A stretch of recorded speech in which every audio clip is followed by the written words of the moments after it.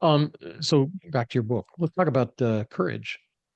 We talk about different types of courage that leaders have to tap into. And I also talk to entrepreneurs about where did you find the courage to do X, Y, or Z. So uh, from joining the Marines to joining the fire department to writing your book to creating a business out of nothing, where did that come from? Where did you find that courage? It's a great question. Well, first of all, I think courage is one of the most misunderstood traits because a lot of people think courage means not being scared. No, that's called being stupid. They said, are you scared going in a burning building? It's a freaking burning building. Of course you're scared. You'd be stupid not to be scared. But you know what?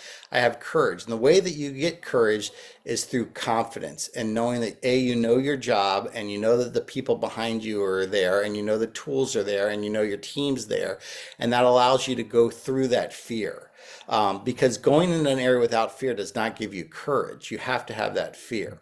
So, to your question about that with business, there's a huge fear of the unknown. Okay. When you work a traditional job that 95% of the people in this country probably have, you're never going to lose X amount of dollars. So you're going to make between, let's say, $50,000 and $70,000. And you're not, now, yes, you could get your job eliminated, get fired. Let's take that out for a second.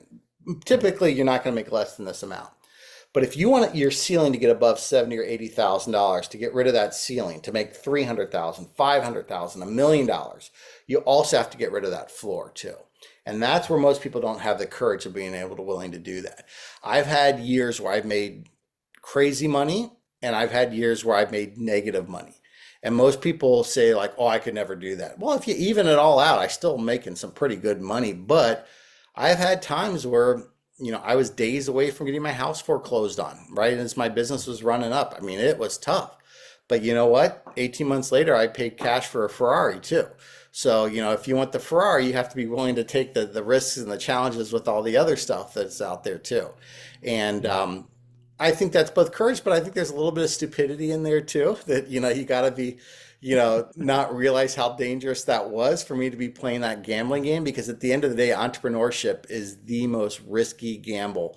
You're way better off going to the casino than you are being an entrepreneur. 90% failure rate. Come on, what thing is out there that has a 90% failure rate?